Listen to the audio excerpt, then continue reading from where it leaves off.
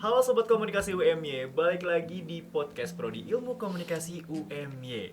Nah kali ini kita bakal ngebahas hal yang sering banget kamu rasain tapi jarang kamu sadarin. Pernah nggak kamu lagi buka aplikasi TikTok nih? Kamu nge-scroll tanpa henti, kamu ngeliat video yang relate banget sama perasaan kamu, tapi di akhir cerita kamu ngerasa kosong, kamu ngerasa hampa. Nah, fenomena ini itu disebut loneliness in the crowd atau bahasa Indonesianya kesepian di keramaian digital.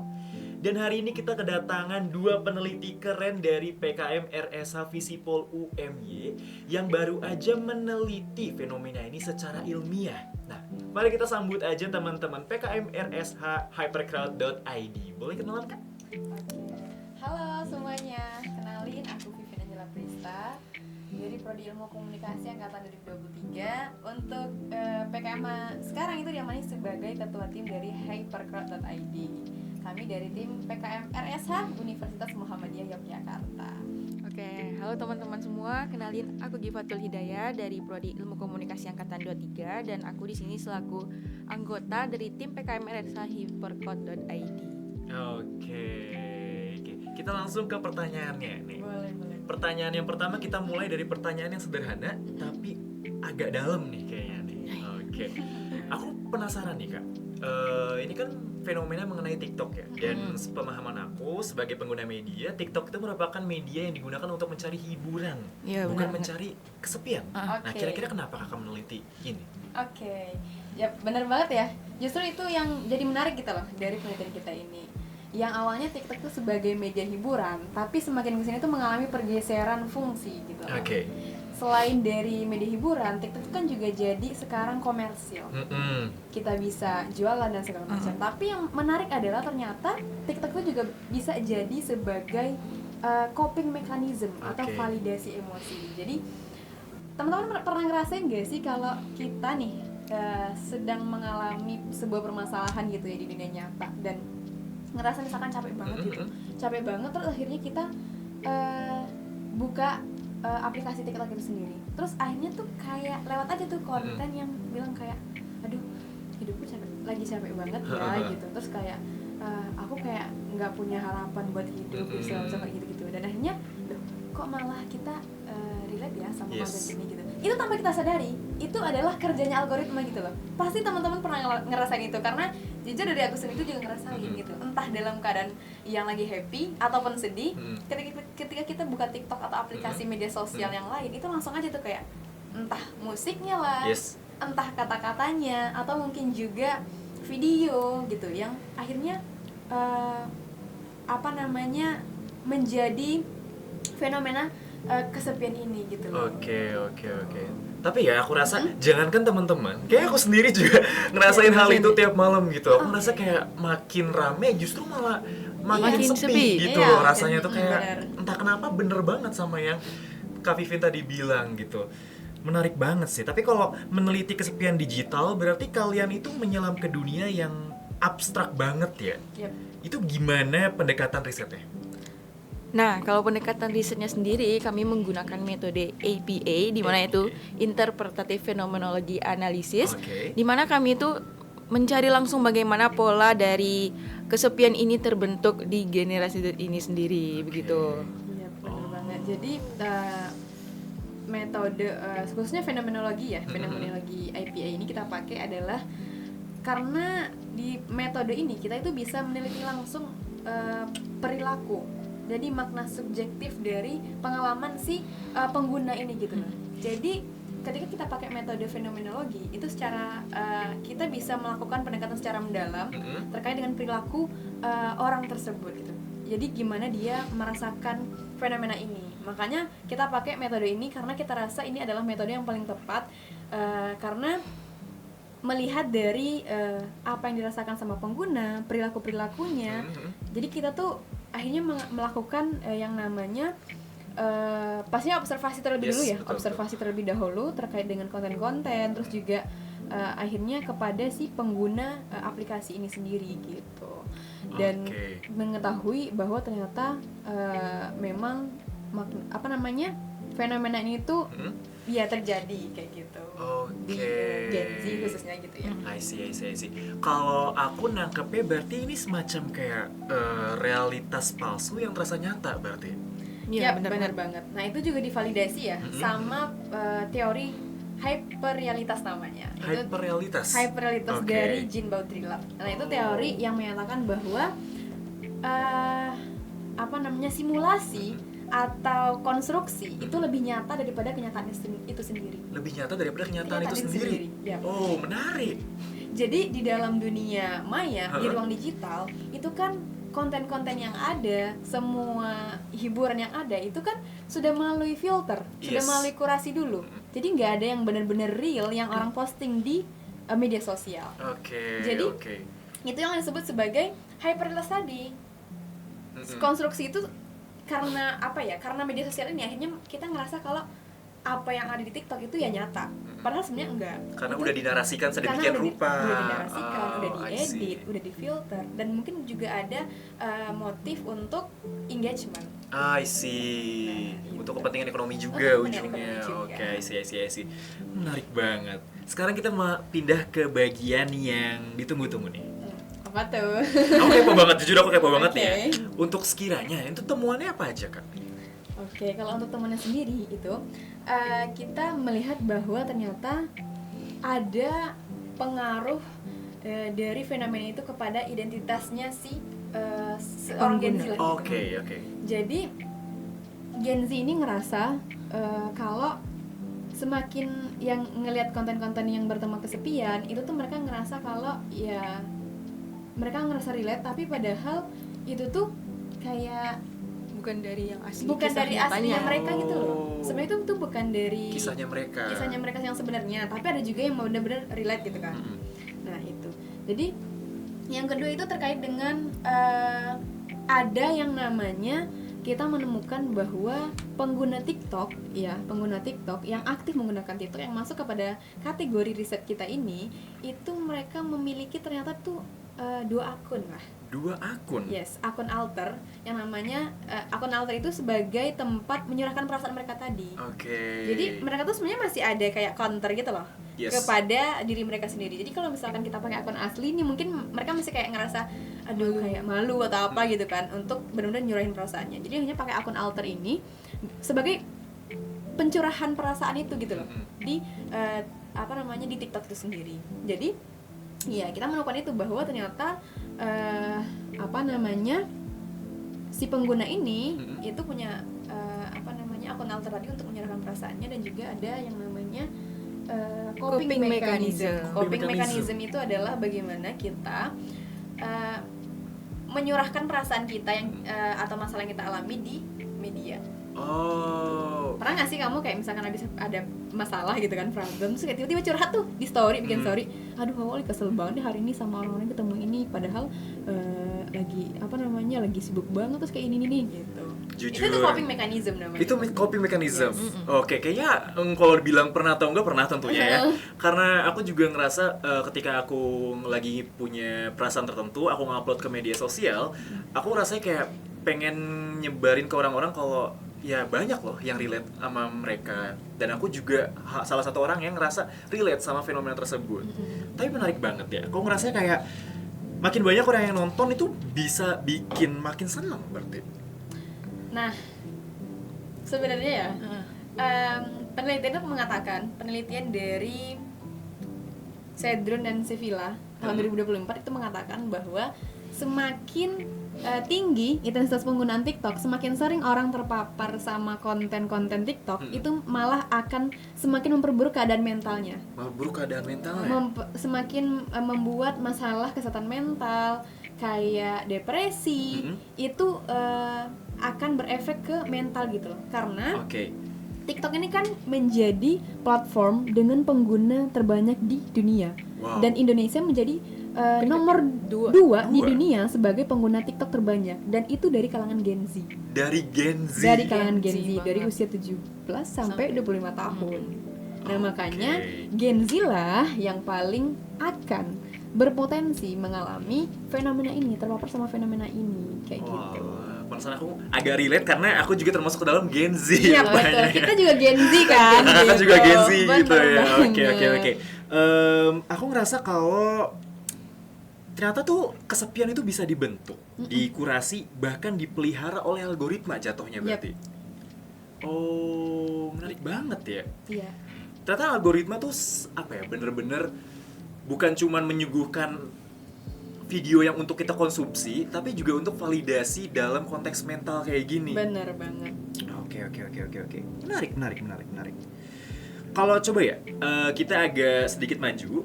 Kalau kita tarik ke konteks sosial nih, berarti ini bukan cuma soal psikologi individu, tapi juga budaya. Yap. Gimana tuh? Nah, kita sebagai Gen Z, tentu kan kita tuh ibaratnya tuh menurunkan lah ya dari apa-apa yang kita pelajari sebelumnya kayak gitu ya. Nah, kayak kesepian ini kan sebenarnya tuh udah terjadi dari dulu, nggak cuman baru-baru ini aja gitu. Cuman ya memang karena kita ibaratnya kita tidak terpapar dengan teknologi yang begitu banyak mungkin dulu ya. Jadi akhirnya tuh fenomena-fenomena kayak gini tuh nggak begitu terekspos kayak gitu loh. Jadi memang fenomena itu hadir itu karena tadi melihat dari perkembangan generasi juga yang akhirnya muncul banyak fenomena-fenomena ini gitu loh. Apalagi di era teknologi kayak gini. Yes. Gitu. Jadi teknologi ini memang memberikan dampak yang begitu besar kepada Gen Z ataupun juga kepada manusia gitu loh, baik ya dampaknya negatif ataupun positif gitu. Jadi ketika kita nggak bisa ngefilter itu gitu, nggak bisa memilah mana yang benar dan mana yang salah, ya akhirnya kita akan terpapar sama hal-hal seperti ini, fenomena-fenomena kesepian kayak gini gitu. Tapi aku penasaran deh, ini kan berarti kita emang udah dari dulu tuh terpapar ya, cuman karena baru terekspos aja mungkin sama media. Tapi sebenarnya ada nggak sih hal yang mempengaruhi fenomena ini, kayak semisal literasi digital mempengaruhi nggak? Oke. Jadi di penelitian kita ini, literasi digital ini kita jadikan sebagai salah satu solusi dari semua permasalahan yang sudah kita temukan ini. Kayak gitu. Jadi dengan adanya literasi media digital yang baik, itu dikatakan akan bisa membantu untuk bisa mengurangi fenomena loneliness in the crowd ini. Karena ketika kita sebagai pengguna itu punya critical thinking yang baik terhadap konten, terhadap semua hal yang ditampilkan di media, itu kan kita bisa tadi memfilter gitu. Kita nggak semerta-merta langsung terima semua konten yang kita tonton, yang kita lihat gitu. Jadi memang penting literasi media digital yang baik. Jadi literasi itu kan nggak cuma sekadar baca doang. Yes, betul banget. Literasi media digital itu ada hal yang paling penting di zaman sekarang gitu. Karena dengan kita bisa memahami mana konten yang asli, mana konten yang dikonstruksi, mana konten yang benar-benar dibikin buat cuman engagement doang, itu penting ketika kita paham gitu. Karena dari hasil penelitian kita menemukan bahwa informan kita itu memang dia tuh nggak menyadari. Tidak menyadari dia tuh terpapar fenomena ini gitu. Iya, karena dia ibaratnya tuh kita bisa bilang kurang kritisnya soal literasi media digital gitu. Dia ngerasa bahwa ya semua konten yang ditampilkan di TikTok itu ya benar gitu loh. Ya sesuai sama kenyataan si pembuat itu, si pembuat konten gitu. Itu adalah hal yang ternyata kita temukan bahwa memang Gen Z itu masih sangat minim sekali soal literasi digital. Jadi ya ketika kita bisa punya solusi, kita bisa ngasih saran ini, ya kita harapannya bisa memberikan suatu upaya untuk menanggulangi fenomena ini gitu. Karena tadi kan efeknya akan bahaya banget. Itu bahkan ada sampai yang bunuh diri gitu loh, karena depresi gitu. Validasi, karena nggak dapet validasi soal perasaannya ataupun masalahnya kayak gitu. Oke, ini gue pesan nih buat teman-teman, mungkin bisa introspeksi diri juga ya, siapa tahu mungkin udah terpapar sama fenomena ini. Tadi juga diomong sama Kak Vivin juga, kalau literasi digital tadi tuh solusi yang bagus banget untuk mengatasi fenomena loneliness in the crowd ini. Dan itu menurut aku penting banget sih. Soalnya aku pribadi juga ngerasa kalau loneliness in the crowd ini kalau bisa dibilang sepele itu banyak orang yang nganggap sepele kesepian doang gitu. Iya, itu kan masalah personal Iya. orang ngapain gitu Cuma kan. maksudnya kayak ini sebenarnya dampaknya sangat amat fatal fatal. gitu loh. Sangat Even fatal. sampai depresi dan bunuh diri. Itu keren banget menurut aku. Yes, oke. Kita lanjut lagi. Kalau dari kakak nih, kakak Vivin sama kak Giva tadi secara pribadi, setelah meneliti fenomena ini, apa pelajaran terbesar yang kalian berdua dapat? Kalau dari aku sendiri ada hal menarik sih yang aku temuin Apa di penelitian ini. Ternyata selama ini kita merasa kalau algoritma itu yang mengendalikan kita kan. Yes. Oh, ini relate nih dengan aku. Ternyata itu salah. Salah. Yang benar, Bukan algoritma yang mengendalikan kita, tapi kita sendiri yang membentuk algoritma itu. tapi kita sendiri yang Oke. Misal lagi patah hati nih ya, terus carinya kayak aduh galau nih, pasti cari konten-konten yang berhubungan dengan galau untuk mendukung. I see. Ternyata semakin sering kita mencari konten tersebut, maka algoritma juga menampilkan konten itu secara berulang. Sehingganya saat emosi kita sudah stabil namun konten yang muncul masih berhubungan dengan masa lalu kita, sehingganya kita tidak bisa keluar dari masalah kita tersebut, akan berlarut-larut di dalam kondisi tersebut. Yes. Begitu. Oke, kalau dari Kak Vivin sendiri gimana? Kalau dari aku sendiri ya, ngerasa bahwa dari penelitian kita ini tuh ternyata sunyi itu nggak selalu nggak selalu buruk gitu loh. Kadang dia bisa jadi tempat kita untuk jadi diri sendiri. Oke. Kadang dia bisa bikin kita nyaman karena jauh dari kebisingan gitu. Tapi kalau kita nggak bisa mengontrol itu juga, ya akhirnya akan berefek pada fenomena kesepian ini gitu. Karena kita dari tim Hypercrowd itu juga berawal dari ibaratnya apa yang kita rasakan gitu. Apa yang kita rasakan dan meneliti fenomena ini bikin aku ngerasa kalau ternyata Gen Z selain mungkin ibaratnya kan Gen Z jadi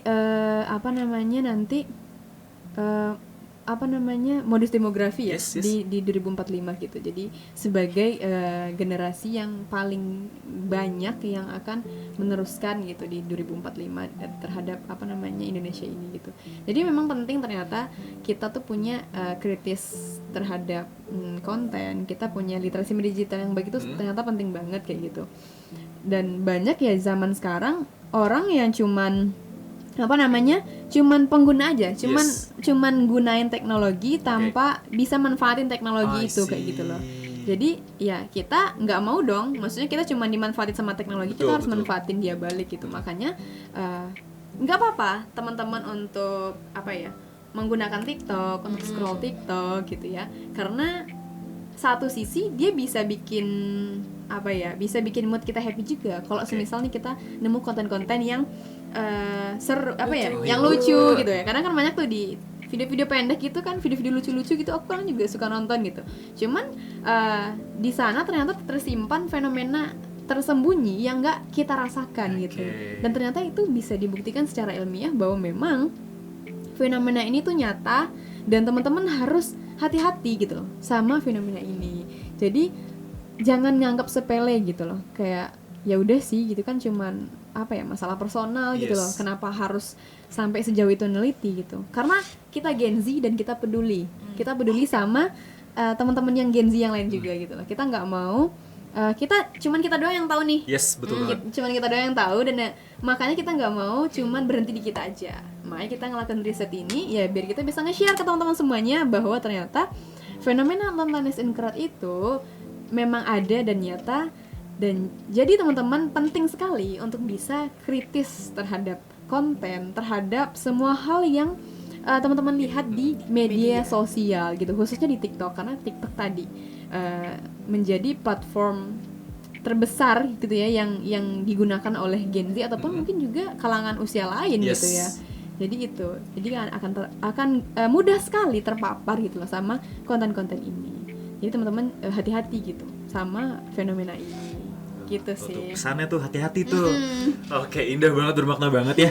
Oke, jadi akhirnya apa nih pesan buat teman-teman pendengar podcast kita?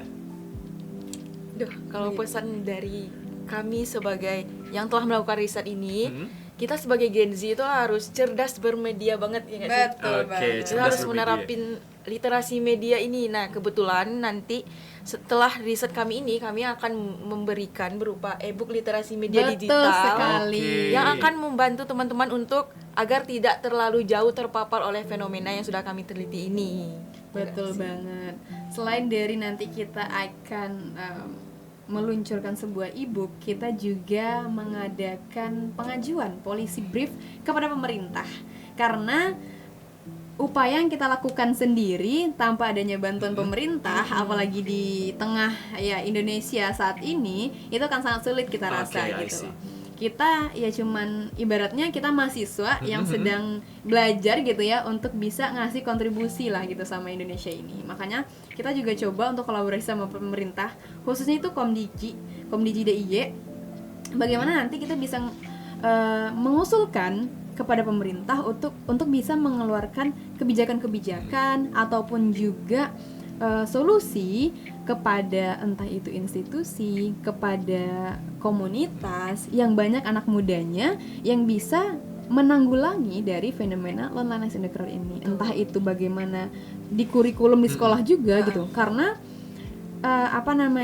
ketika kita sedari awal, sedari dini itu mendapatkan pemahaman, pembelajaran terkait dengan literasi media digital yang baik, itu ke depan kita akan bisa ibaratnya tuh mengontrol bagaimana penggunaan media. Karena zaman sekarang banyak anak kecil begitu ya yang udah gunain media sosial dan nggak tahu efek dari penggunaannya. Kalau kita nggak bisa ngefilter, ya mereka cuma tahu ya gunain HP gitu ya, bikin TikTok mungkin, terus kayak joget-joget dan ya udah gitu. Mereka nggak tahu efeknya nanti ke mereka juga setelah itu gitu. Makanya kita selain mengajukan kebijakan mengajukan solusi ini untuk Gen Z, ya kita coba juga mungkin nanti dari pemerintah bisa menghadirkan kayak seperti kurikulum yang membahas bagaimana cara berliterasi media digital yang baik. Karena itu yang luput gitu loh. Iya. Gitu. Jadi yang sering dibahas itu gimana ya, kalau anaknya dari kecil ya mungkin kurang dalam hal pemanfaatan teknologi, atau mungkin akhirnya anaknya tidak sesuai dengan dengan perkembangan zaman, atau juga mereka nanti mudah terpapar, akhirnya berefek kepada kenakalan remaja dan segala macam. Itu mereka mikirnya karena ya orang tuanya nggak bisa ngedidik dengan baik gitu. Padahal ya memang itu jadi salah satu faktor utama, tapi media sosial itu jadi salah satu faktor terbesar juga yang akhirnya berdampak kepada kondisi-kondisi remaja yang kita lihat saat ini, entah kenakalan remaja, entah kekerasan seksual dan segala macam. Itu adalah karena teman-teman yang menggunakan media, anak-anak di bawah umur yang menggunakan media itu mereka nggak paham gimana efeknya, gimana dampaknya dari jika tidak benar gitu loh dalam menggunakan media sosial gitu. Jadi kita selain ngasih tadi ya mungkin ngasih kontribusi untuk mungkin juga ilmu pengetahuan nanti, dengan adanya riset kita ini mungkin bisa jadi rujukan juga gitu ya buat penelitian-penelitian berikutnya yang mungkin bisa mengembangkan lebih lagi terkait dengan fenomena ini, atau mungkin juga bisa menemukan hal baru nantinya. Karena kan kita tahu ya bahwa perkembangan perkembangan teknologi dan zaman tuh makin pesat nantinya gitu, dan kita mungkin nggak tahu akan ada fenomena apa lagi gitu ya setelah ini di Gen Z. Jadi buat teman-teman semuanya sih, kalau dari kita ya dari tim Hypercrowd pesannya, boleh teman-teman untuk nge-scroll, boleh teman-teman untuk bermedia sosial, boleh untuk menikmati perkembangan zaman, tapi tetap harus jadi Gen Z yang pintar dalam bermedia sosial, yang bisa ngefilter semua hal. Karena kalau bukan dari teman-teman yang mulai untuk sadar akan hal itu, siapa lagi gitu loh. Kalau bukan sekarang kapan lagi? Kalau bukan sekarang kapan lagi? Kalau bukan kita siapa lagi? Nah, itulah dia ya. Bener banget. Jadi Gen Z yang pintar bermedia. Pembahasan yang luar biasa banget. Terima kasih untuk dua peneliti keren dari tim Loneliness in the Crowd Visipol UMY. Semoga obrolan ini bisa jadi refleksi untuk kita semua bahwa koneksi sejati nggak selalu ada di layar. Betul sekali. Oke, menarik banget ya. Mungkin kita bisa ngasih satu tagline gitu ya. Ada tagline ya? Kita punya tagline dong. Boleh. Ayo. Kita punya tagline di riset kita ini gitu ya. Siapa yang mimpin? Kamu aja. Oh, Kak Vivin aja, boleh, Oke, boleh. nanti kalau aku bilang hypercrowd.id, teman-teman jawabnya yuk jadi Gen Z yang cerdas bermedia. Oke, yuk jadi Gen Z yang cerdas bermedia. Oke? Nah, mungkin teman-teman juga bisa ikutin ya. Oke, 1, 2, 3. Hypercrowd.id, yuk jadi Gen Z yang cerdas bermedia. Oke. Thank you.